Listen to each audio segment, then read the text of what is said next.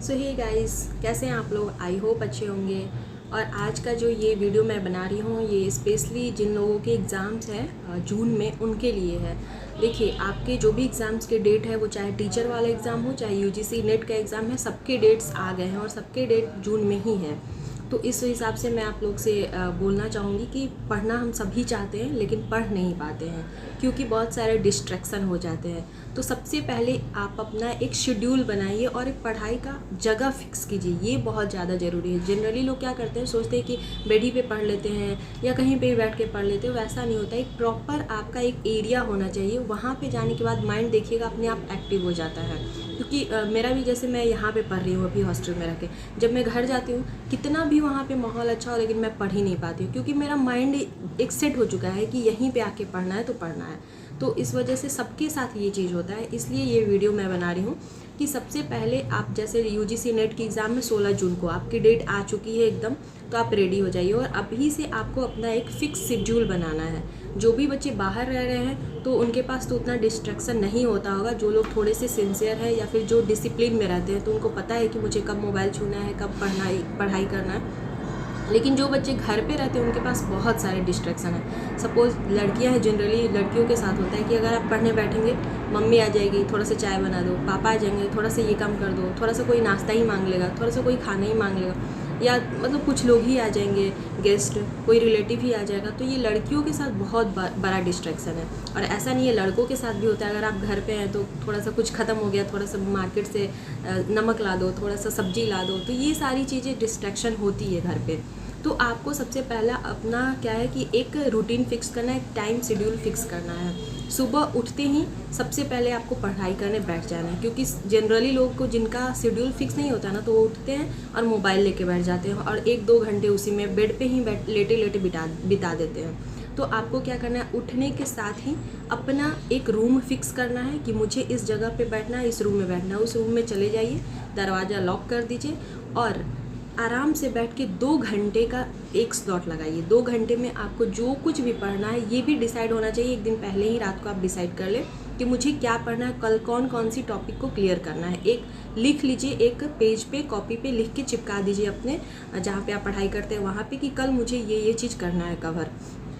और ख़ुद से ये कमिटमेंट भी करना है कि 2 घंटे के पहले मुझे मोबाइल नहीं छूना है, मतलब नहीं छूना, और ना ही यहाँ से उठना है। मोबाइल को कर दीजिए स्विच ऑफ या एयरप्लेन मोड में और उसको रख दीजिए दूर, और तब पढ़ाई कीजिए। देखिए, पढ़ाई का सबसे अच्छा एक तरीका है ना कि आप बुक से पढ़ाई कीजिए। आज के टाइम में ना हर कोई मोबाइल से पढ़ाई करने में लगा है, लेकिन मोबाइल से पढ़ाई करने में बहुत सारा डिस्ट्रैक्शन है, क्योंकि आपके सोशल मीडिया जो साइट्स है, इंस्टाग्राम हो गया, फेसबुक हो गया, व्हाट्सएप हो गया, यूट्यूब हो गया, तो आप लोग उस पर इतना सारा नोटिफिकेशन आता रहता है ना कि आप सोचेंगे अच्छा 1 मिनट देख लेते हैं, 2 मिनट देख लेते हैं, लेकिन वो 1 मिनट और 2 मिनट कैसे आधा घंटा और 1 घंटे में कन्वर्ट हो जाता है, इसको ये किसी को भी पता नहीं चलता है। तो इसलिए पढ़ाई हमेशा बुक से कीजिए, कॉपी से कीजिए, अपने नोट्स बनाइए और उससे पढ़िए।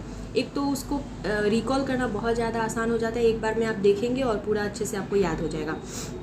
उसके अलावा क्या है कि अगर लगता है कि नहीं मुझे किसी साइट से पढ़ना है या किसी टीचर का आपने कोर्सेज लिया है, तो मोबाइल में नहीं देखें, आप उसको लैपटॉप या टैब अगर किसी के पास है तो आप उसमें देखें। मैं भी यही करती हूँ, मैं अपने टैब में पढ़ाई करती हूँ और उस पर मेरा कोई भी साइट्स एक्टिव नहीं है। ऐसे हालांकि मैं किसी सोशल साइट्स पे नहीं हूँ, मैं फेसबुक, इंस्टाग्राम कहीं पे भी नहीं हूँ, मैं सब कुछ डीएक्टिवेट कर दिया मैंने, क्योंकि बहुत सारा डिस्ट्रैक्शन होता था। व्हाट्सएप और यूट्यूब के अलावा मेरे पास कुछ भी नहीं है। तो व्हाट्सएप पे भी मेरे पास कोई मैसेज नहीं आते रहता है, क्योंकि ना मैं किसी को मैसेज करती हूँ ना मेरे पास आते हैं किसी के मैसेज।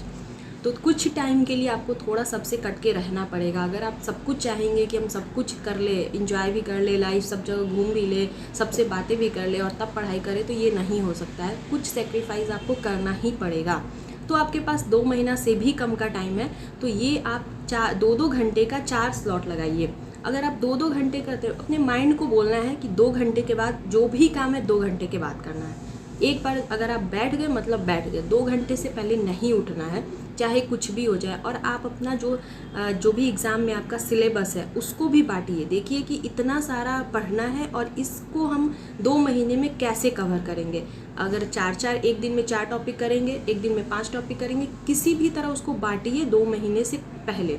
1 महीने में आपको सिलेबस ख़त्म करना है और दूसरे 1 महीने में आपको उसको रिवाइज़ करना है। ऐसे आपको अपना सिलेबस बांटना तो सबके आपके टाइमिंग फिक्स होने चाहिए कि आपको कब कौन सा काम करना है। सपोज जैसे अभी मैं ये वीडियो बना रही हूँ तो मैं सुबह 5 बजे उठी हूँ और तब से मैंने अपना 2 घंटे का स्लॉट पूरा कर लिया है। उसके बाद मैं अभी उठी हूँ, फिर मैं रेडी होकर लाइब्रेरी जाऊँगी और उससे पहले मैं ये वीडियो बना रही हूँ, जो भी आधे घंटे 1 घंटे का मेरे पास टाइम बच रहा है उसमें ये बना के वीडियो, फिर मैं लाइब्रेरी जाऊँगी और तब मैं इस वीडियो को पोस्ट करूँगी। तो मेरा एक फ़िक्स रूटीन है, उसी में मुझे करना है। जिस दिन मुझे टाइम नहीं मिलता है, आप देखते होंगे कि मैं वीडियो नहीं बनाती हूँ, क्योंकि मेरे लिए पढ़ाई करना ज़्यादा इंपॉर्टेंट है रेदर देन वीडियो बनाने के।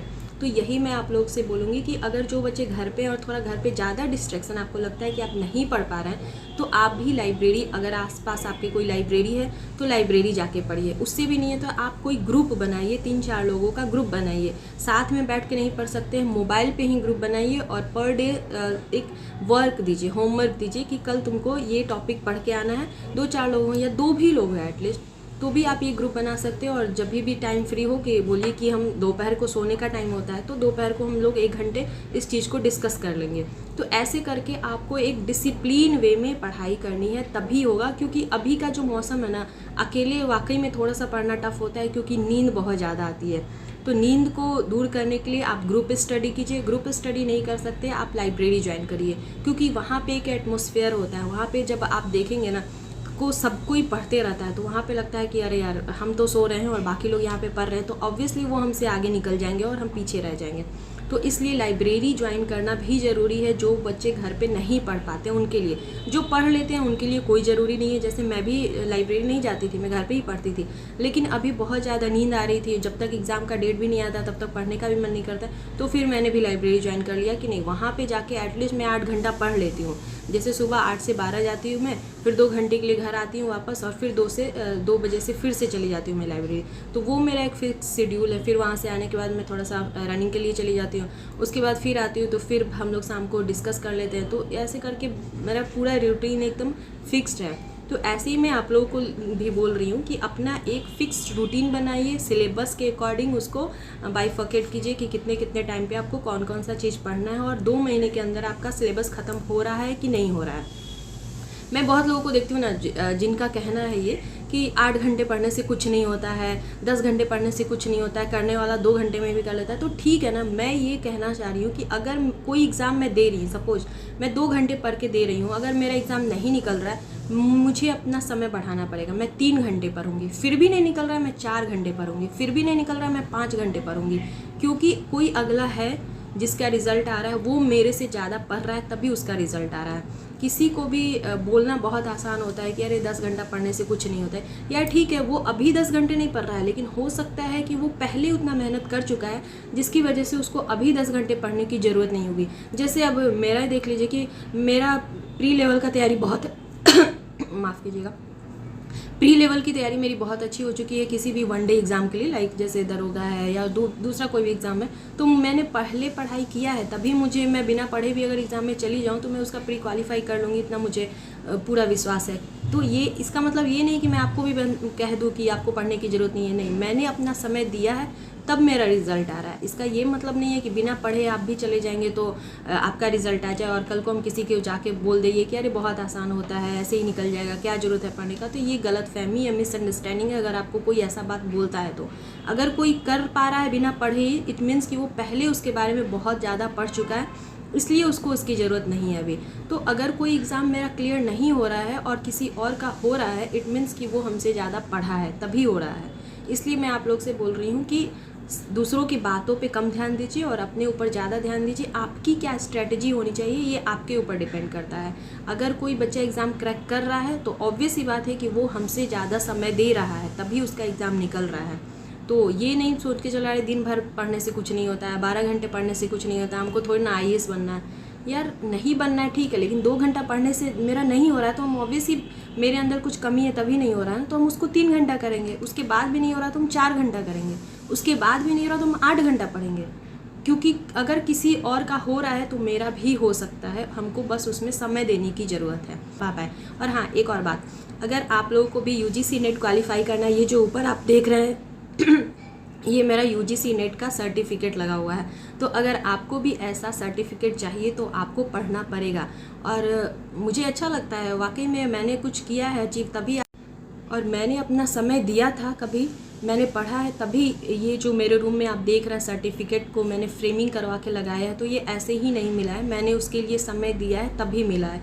तो मैं आप लोग से भी बोलना चाहूँगी कि आपको अपनी कैरियर के बारे में सोचना है, किसी की भी बात नहीं सोचना है। अगर कोई दोस्त आपसे नाराज़ हो जा रहा है, बात नहीं कर रहा है, तो छोड़ दीजिए, ठीक है भाई मत बात करो, मैं अपना करियर पे ध्यान दूंगी, मुझे कोई मतलब नहीं। मैं लड़कों के लिए भी बोल रही हूँ, अगर कोई आपको समय नहीं दे रहा है तो छोड़ दीजिए ना, क्या ज़रूरत है उसके पीछे भागने की।